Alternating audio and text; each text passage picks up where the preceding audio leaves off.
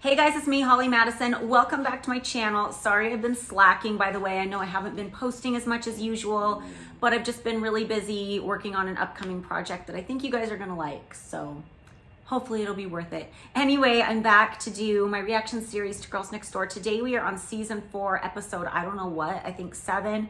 This one is called Every Day is Wednesday, and it's all about the animals. And you know that I love the animal episodes. You know that, like, the dog birthday party, Wednesday and Bridget's section and training days, like, I love those.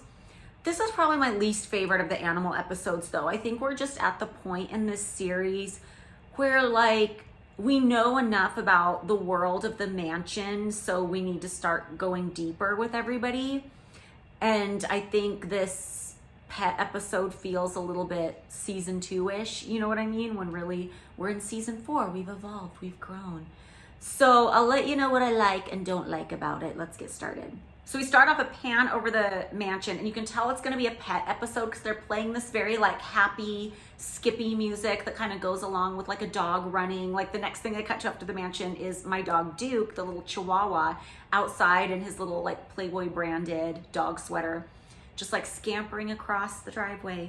So I was making a presentation at this party being held at the backyard of the mansion because companies could rent out the backyard and they would throw a tent over it like they would for one of Hef's parties.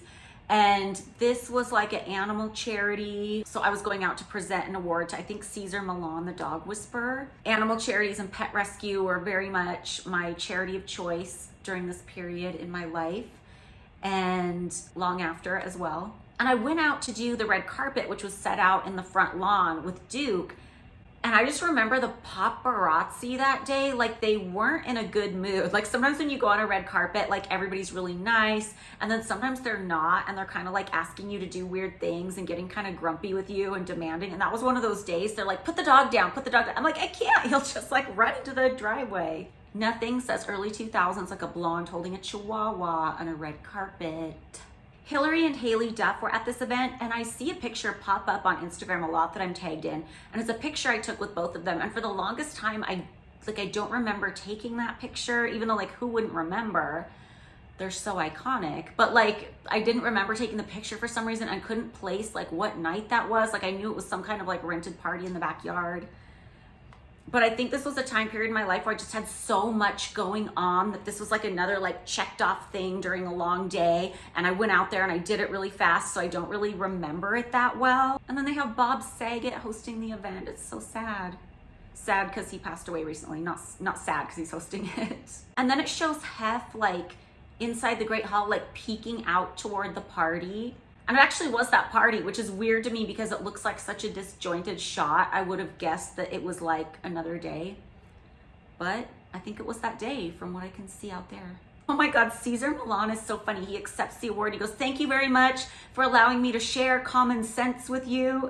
And then 2 of Hef's friends are standing inside and they're wearing, like, identical blue shirts, which is random. We are back after the cold open. It's showing you the mansion zoo, and the music they're playing in the background is like,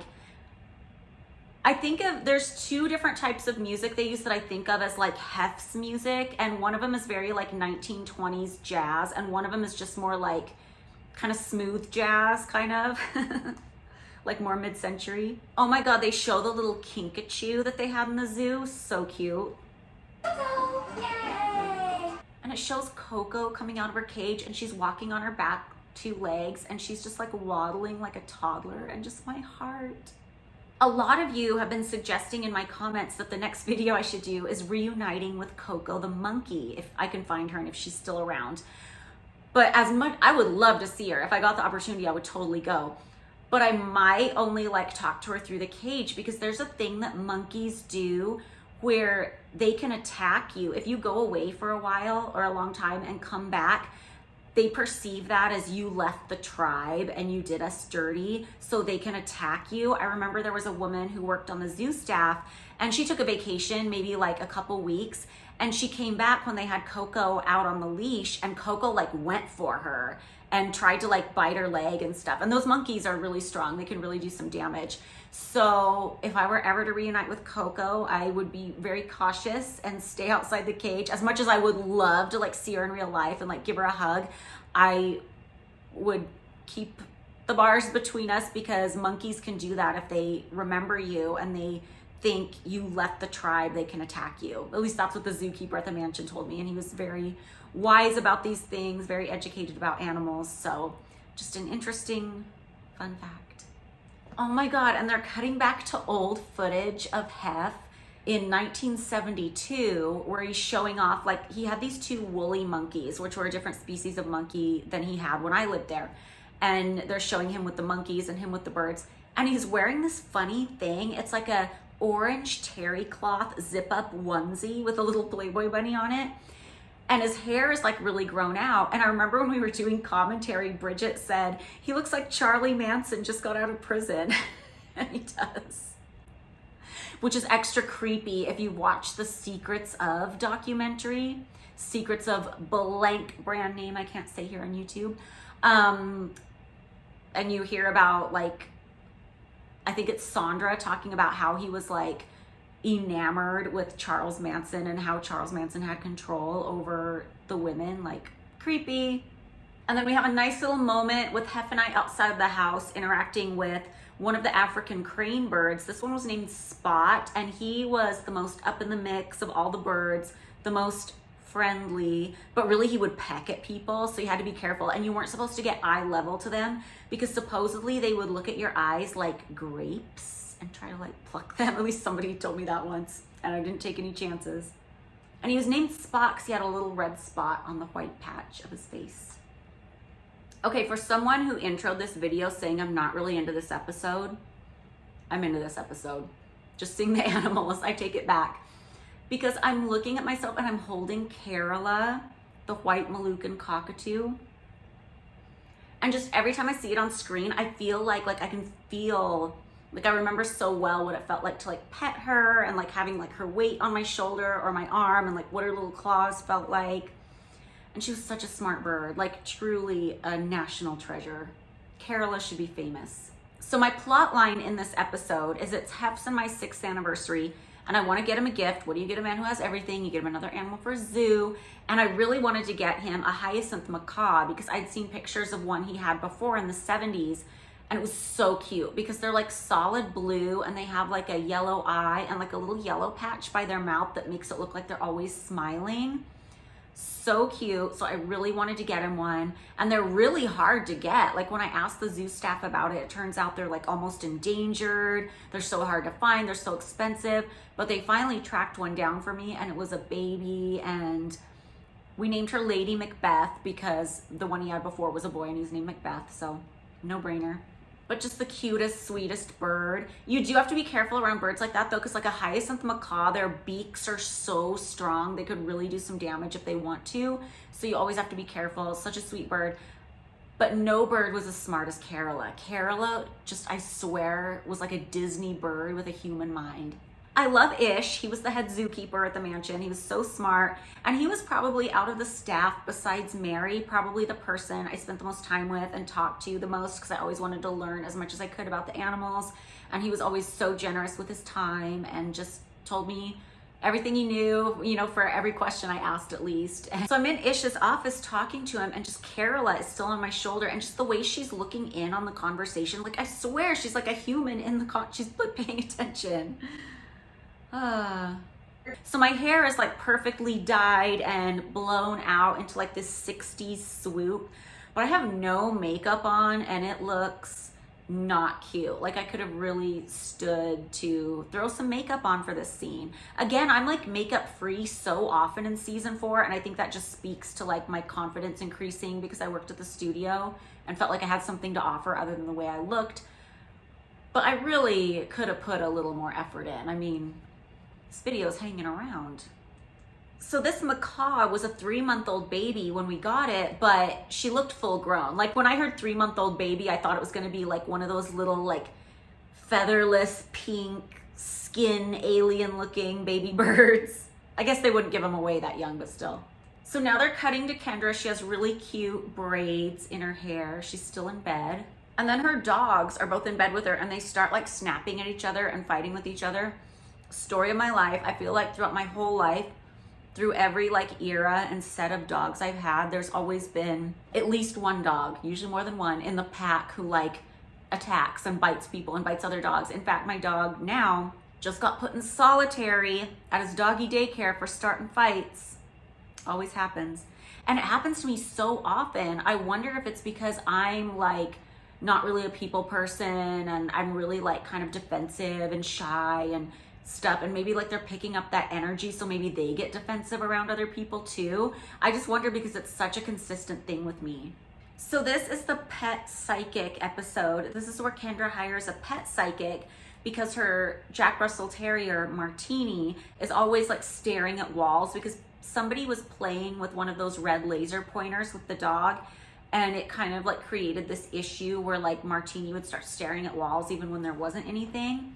Maybe it was a ghost. But so she hires this pet psychic, and the show later got sued by the pet psychic because she didn't like how she was portrayed, which I can't really blame her because I don't like how I'm portrayed, okay? We've got another focusing in on dog pee moment. So we're back at Bridget's Playboy radio show, the Bridget and Wednesday Friday show, because she'd always bring her dog with her, and she has Wednesday in the little Juicy Couture dog carrier, plops her down on the seat. And we're already 9 minutes into this episode. So we're like 45% of the way in, and we're only like just now seeing Bridget. So I guess this episode is it's gonna be pretty evenly split up between the three of us, I think. Although I remember Bridget's part seeming like it was the main storyline of this episode. Wednesday's so cute at this radio show with her tongue out. It's so cute. I'm gonna have to ask Bridget what this bit was she did on the radio show, because on the radio show, she's calling the butlers ordering breakfast and coffee. But did somebody bring her breakfast and coffee? Because the studio she recorded this was like far away from the mansion. It was like way over past Los Feliz. And yeah, I don't know what that bit was or what the context was. So Bridget's in the middle of interviewing a couple of people, and Wednesday like got loose and is running down the hall, and she's just so cute when she's running. Like, we really got a lot of mileage out of the animals on this show because they're just cute to watch. So this next scene, they have Kendra working with the dog psychic, and it's really early in the morning, which you know because they dub in the sound of a rooster crowing, even though we don't have a rooster at the mansion.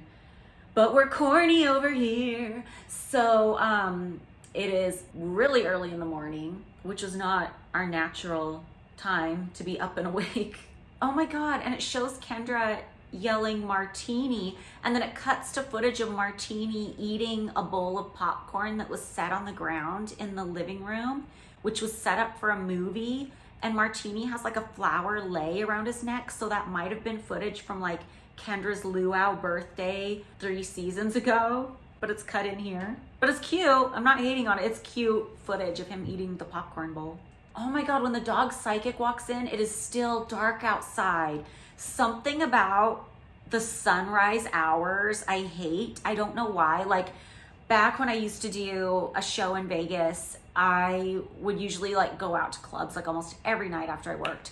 But I always had to get home before sunrise because there's something I don't know why, it gives me the grossest feeling to like be on my way home after the sun has come up. Ugh. And then they cut to Kendra and the dog psychic in the dining room, and Martini's just sitting in the chair at the head of the table looking like a distinguished gentleman. So the session with the dog psychic is a little bit unsatisfying because you're not really getting any answers to why Martini is doing this. It's just kind of basic information. But I think that would be really interesting to actually find out why Martini was staring at the wall and like what causes that, and why, if he's used to playing with the laser pointer, does he still keep staring at the wall? Like, that would have been really interesting. But I think from the producer's perspective, it's more like, oh, let's do this wacky thing that rich people do. That's like a whole genre in like, I feel like in reality TV in the early 2000s, it's like, let's focus on wacky things rich people do. Like hiring dog psychics or getting your dog an agent. And of course, like, it's nothing really seems novel anymore these days. But back then, I don't know, in 2005, this might have seemed kind of novel. Anyway, I'm proud of Kendra for getting up early, because when I see how early it is on there, I'm just getting a sinking feeling. I don't remember ever even being up this early when I lived at the mansion. That just was not our hours. So the next scene we cut to is Bridget and Wednesday in bedroom 4 for some reason, and she's brushing Wednesday and getting her ready to go get a dog agent. You know why I think I remember this episode as not liking it so much and it kind of being slow is because they have this whole scene which kind of feels long, where Bridget arrives at the dog agency and they have this whole room with like agility toys and things like that, like obstacle courses, and they're doing like a test to see how well trained Wednesday is. And like, I get it, it's part of the story and Wednesday is always a joy to watch, but I feel like it just felt kind of long and it felt redundant from that episode not that long ago, the training days episode where Bridget was getting Wednesday trained. And that one I really loved. Like, I thought that scene with Wednesday was super cute. It was like fast paced. It was like all the right things. But then this one is like the C version of that. It's just slow. There's too much like introducing everybody in the studio and explaining to Bridget what these tests are. And it's just like, also like the room they're doing the dog testing in is just a very bland, like brown carpeted room. And this show is all about eye candy. Like, it has to be bright colors, beautiful backyards, you know, just things to look at. And this room isn't giving. If they were gonna do this, they should have built the suspense a little more, like gave it more stakes. Like, we absolutely can't sign her. We're a really selective agency unless she really does well on these tricks. And there's nothing, I don't know, nothing like that. So we're not really invested on whether or not that she's not adorable to watch, but we're not really invested in like whether or not Wednesday can do the tricks. And we know she can because we've seen her do them in the other episode. I feel like we all kind of have equal time in this episode, but it seems like the Wednesday portion is the main portion because this scene feels really long. They show some dog headshots from the dog agency and they're all very cute. My favorite one is the dog that's wearing goggles. Also, you know what else? I feel like stuff like this was so much more novel back then because I'm looking at these headshots of the dogs and they show one that's like a really poofy looking Pomeranian that looks like a stuffed bear. Like, remember, even this was so long ago, like 10 years ago when there was that dog that was really popular on Instagram or Twitter and he was in like a Katy Perry Dark Horse video. Jif Pom, was that the name? But anyway, like, it's so common, like every second you're on your phone or on your internet to just see like cute dog, cute dog, cute dog. But back then, I remember seeing those dog headshots and the dog, the Pomeranian that looked like a stuffed bear, was totally novel to me. I was like, oh my God, that dog's so cute. Like, I'd never seen one like it. So I think that's a lot of why, like, maybe this portion of the episode isn't like aging that well. It's just like certain things were more novel back then. You know what's funny is the agent cracks a joke about how the last thing he needs to do is do a mandatory inspection of Wednesday's residence. And he was joking, but I feel like that was our lives, like everywhere we went. Okay, so we're cutting to what I think is the final scene. It's where the Hyacinth Macaw arrives. And it's funny because this scene was shot the same day, I can tell by what we're wearing, that Bridget's brother came back from Iraq. So we saw that way back in episode 1. Here we are in like episode 7, same day. And the music they are playing is so sappy. It's like depressing soap opera music in the background. This is another makeup fail for me in this episode, but instead of no makeup, I'm wearing like, my brows are drawn on weird and I have so much blush on and I love a ton of blush, but this is like clown status. That bird was just so beautiful, like a specimen, just like the brightest blue. And then I'm petting her and I say, she looks like a Muppet. What? I don't even see that now looking. What was I thinking? Maybe because she's like Cookie Monster color. I don't know. And then I just like laid down on my side and let her kind of like walk on me. And I can just like, I remember what that bond felt like when I'm looking back on this. Hi, we're gonna be great pals, aren't we? So birds like that can live to be 80 years old. So when you get a bird like that, you have to like put it in your will to somebody because they outlive their owners sometimes. Big responsibility. And then Hef comes out to see the bird, and I'm trying to remember if he knew about the bird ahead of time, because he seems like really happy to see the bird, but not like as surprised as I would think he would be, because the bird matched a bird he used to have that he really liked. I don't know. I love that bird so much, just looking at its little face. Oh no, that wasn't the last scene. The last scene is Wednesday doing a photo shoot, because she got hired to do a photo shoot for like Hello Kitty dog merchandise. And our friend Christopher Amoruso was shooting it. He always did portraits of us with our pets, and he was always really good with getting these amazing shots of the animals. And my favorite thing she models is this dumb product. It's like a weird like hat thing that Velcros underneath, and it's like a big Hello Kitty head that goes around her head. And I'm like, I mean, I guess I see dog costumes like that every once in a while, but it just seems like, I mean, it's funny and it's a really cute picture, but it's just such a weird random thing. Like, who would buy that for their dog? Wednesday's hair looks like an oil slick. That wasn't the last scene either. The actual last scene, I think, is Bridget walks into buffet. I'm already sitting there. I'm working on editing some photos of an upcoming centerfold. And Bridget comes down to show us the pictures of Wednesday at the photo shoot. And then it has Hef like yelling down the table at Kendra, but I don't think he was really, I think they're just like cutting reactions to make it look like he was, because Kendra's kind of sitting at the other end of the table, which wasn't usually where she sat. So I'm trying to figure out if this is like a flopped shot. But I don't think he would have like yelled like that down the table at Kendra. I think they're just trying to like include all of us in this last shot, because it looks like he's yelling at like another old man, like the way he's projecting his voice. That's just what I think. Like, I don't think he's really talking to Kendra.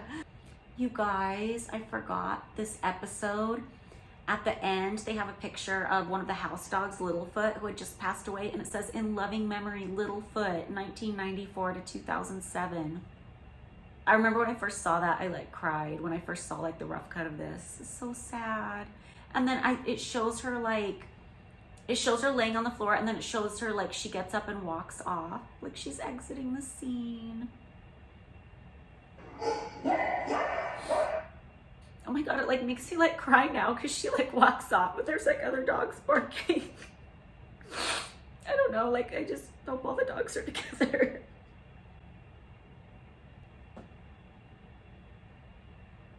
Okay, sorry guys, that was something.